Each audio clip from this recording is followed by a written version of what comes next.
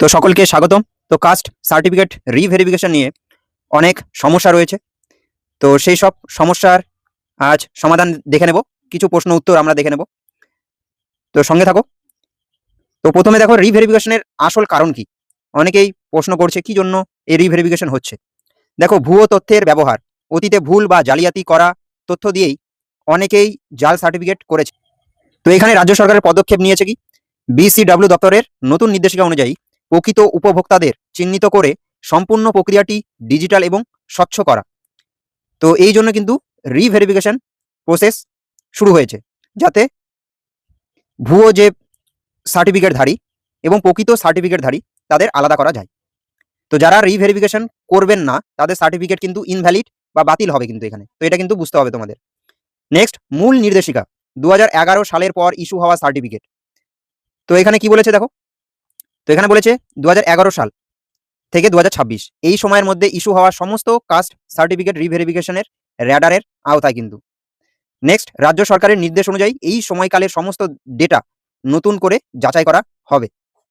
তো আপনার সার্টিফিকেট যদি 2011 সালের পরে তৈরি হয় তবে পরবর্তী স্লাইডগুলো আপনার জন্য অত্যন্ত গুরুত্বপূর্ণ। তো দেখে নেব পরপর।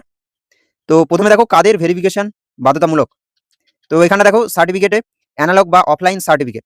আপনার কাছে যদি পুরনো হাতে লেখা ম্যানুয়াল সার্টিফিকেট থাকে যার মধ্যে কোনো ডিজিটাল কিউআর কোড বা ডিজিটাল বারকোড নেই, তো এখানে কি অনলাইন পোর্টালে তথ্য যুক্ত করতে আপনাকে অবশ্যই রিভেরিফিকেশন করাতে হবে এখানে। ঠিক আছে। তো ডিজিটাল সার্টিফিকেট অনলাইন থেকে প্রাপ্ত নতুন ফরম্যাট সার্টিফিকেট, এটি শর্ত সাপেক্ষ বৈধ এই সার্টিফিকেট কিন্তু সমস্ত ক্ষেত্রে। আগামীতে যেসব নিয়োগ প্রক্রিয়া হবে সেই সব নিয়োগ প্রক্রিয়ায় কিন্তু আমরা ডিজিটাল সার্টিফিকেট দেখতে চলেছি, মানে ডিজিটাল সার্টিফিকেটই বৈধ বলে সেখানে মান্যতা পাবে। হাতে লেখা ম্যানুয়াল সার্টিফিকেট কিন্তু চলবে না, ডিজিটাল সার্টিফিকেট কিন্তু সেখানে আবেদন করতে গেলে কোনো চাকরি পরীক্ষা সেখানে কিন্তু ডিজিটাল সার্টিফিকেট চাইবে। তো সেই জন্য কিন্তু তোমাদের সকলকে ডিজিটাল বানিয়ে নিতে হবে। নেক্সট, সতর্কীকরণ, নাম বা বানানের অমিলের ফাঁদ। তো আধার কার্ড, ভোটার কার্ড বা প্যান কার্ডের নামের বানান এবং আপনার কাস্ট সার্টিফিকেটের নামের বানান কি আলাদা? অনেকের রয়েছে আধার কার্ড, ভোটার কার্ড বা প্যান কার্ডের নামের বানান এক রয়েছে আর কাস্ট সার্টিফিকেটের নামের বানান এক রয়েছে। তো এখানে যদি হ্যাঁ হয় যে হ্যাঁ আমার বানান ভুল রয়েছে, তাহলে রিভেরিফিকেশনের সময় আপনার সার্টিফিকেটটি বাতিল বা রিজেক্ট হয়ে যেতে পারে। তো এখানে দেখো, নতুন ডিজিটাল ফরম্যাটে কনভার্ট করার জন্য এবং পুরনো সার্টিফিকেটের ভুল তথ্য সংশোধন করার জন্য আপনাকে অবিলম্বে রি-ইস্যু বা রিভেরিফিকেশন প্রক্রিয়ায় অংশগ্রহণ করতে হবে কিন্তু এখানে। নেক্সট দেখো, ওবিসিদের ক্ষেত্রে ওবিসি প্রার্থীদের জন্য বিশেষ নিয়ম। শুধুমাত্র ওবিসি সার্টিফিকেট থাকলেই হবে না এখানে। তো এখানে দেখো, শিক্ষা এবং চাকরিতে সংরক্ষণের সুবিধা পেতে নন ক্রিমি লেয়ার NCL ওবিসি প্রার্থীদের ইনকাম ভেরিফিকেশন করা বাধ্যতামূলক এখানে। তো এটি বছরে অত্যন্ত 2 বার রিভ্যালিডেট করতে হবে। তো নতুন NCL সার্টিফিকেট বানানোর আগে আপনার মূল ওবিসি সার্টিফিকেটটি অবশ্যই রিভেরিফাই করাতে হবে কিন্তু। তো নেক্সট দেখো, কাদের চিন্তার কোনো কারণ নেই, কারা সেফ জোনে রয়েছেন। তো 2022 থেকে 2026 সালের মে মাসের মধ্যে ইস্যু হওয়া SC বা ST সার্টিফিকেট, যেখানে স্পষ্ট কিউআর কোড থাকতে হবে। নেক্সট, ডিজিটাল সিগনেচার যুক্ত বারকোড থাকতে হবে এই টাইপের। তো এই কিউআর কোড এবং বারকোড যদি থাকে কারো সার্টিফিকেটে, তাদের কিন্তু কোনো টেনশনের কারণ নেই, তারা সেফ রয়েছে। তো এই দুটি বিষয় থাকলেই আপনার সার্টিফিকেটটি সাধারণত আজীবনের জন্য বৈধ, আর কোনো সমস্যা হবে না। নতুন করে ডিজিটাল করার এখানে কোনো প্রয়োজন নেই। ডিজিটাল করলে এই দুটিই কিন্তু থাকবে, কিউআর কোড এবং সিগনেচার যুক্ত বারকোড, এই দুটি কিন্তু থাকবে। তো এখানে বোঝা গেল। নেক্সট দেখো, এক নজরে আপনার স্ট্যাটাস চেক করুন। তো মাপকাঠি এখানে কি বলেছে, NCL বা ইনকাম ভ্যালিডেশন প্রয়োজন কাদের ক্ষেত্রে? SC ST দের ক্ষেত্রে প্রয়োজন না, ওবিসিদের ক্ষেত্রে প্রয়োজন। বছরে 2 বার ভ্যালিডেশন করতে হবে, ইনকাম ভ্যালিডেশন। নেক্সট, নামের বানানে অমিল থাকলে বাতিলের ঝুঁকি রয়েছে কাদের? 2 ক্ষেত্রেই, SC ST ক্ষেত্রেও, ওবিসি যাদের রয়েছে তাদের ক্ষেত্রেও। তো নেক্সট দেখো, কিউআর কোড যুক্ত ডিজিটাল সার্টিফিকেট ছাড়। তো SC ST যাদের রয়েছে কিউআর কোড যুক্ত সার্টিফিকেট তাদের কিন্তু ছাড় রয়েছে 2022 থেকে 2026 এর মধ্যে হলে। নেক্সট, ওবিসিদের ক্ষেত্রে কিন্তু এটি ছাড় নেই, তাদের NCL আপডেট এখানটা করাতেই হবে।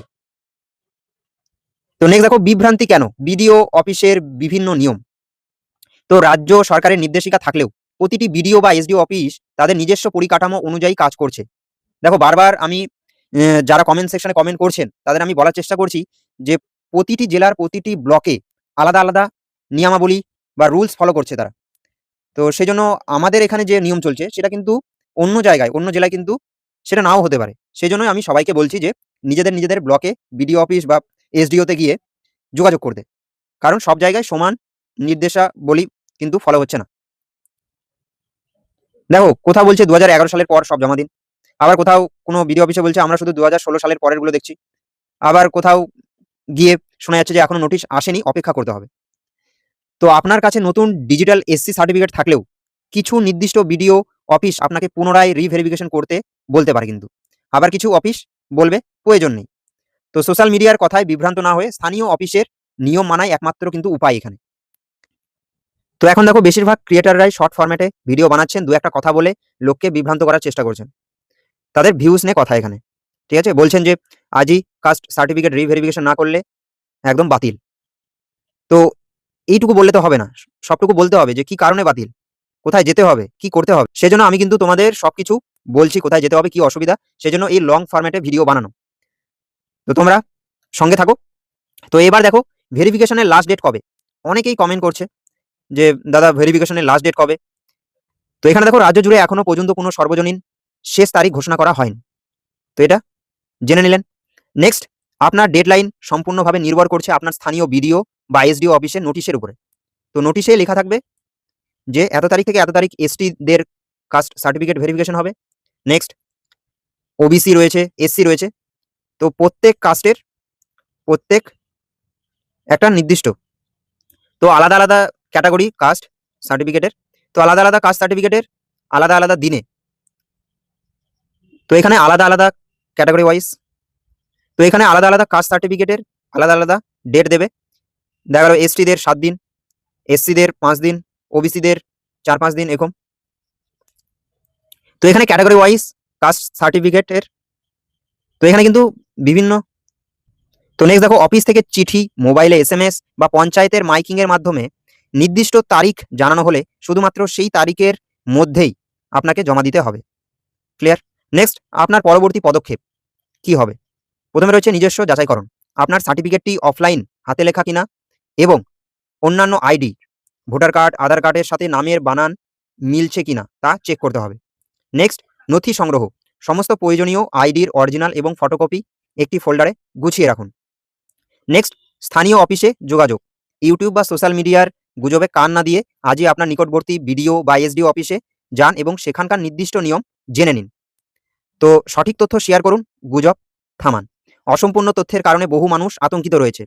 এই ডিজিটাল গাইডটি আপনার পরিবার, বন্ধু এবং পরিজনদের বা পরিচিতদের সাথে শেয়ার করুন যাতে তারা সঠিক পদক্ষেপ নিতে পারে। তো এই ছিল আপডেট তোমাদের জন্য। আশা করি এই ভিডিওর মাধ্যমে তোমরা অনেকেই ক্লিয়ার হতে পেরেছো। তো ভিডিওটি সম্পূর্ণ দেখার জন্য, শেষ পর্যন্ত দেখার জন্য সকলকে অনেক অনেক ধন্যবাদ।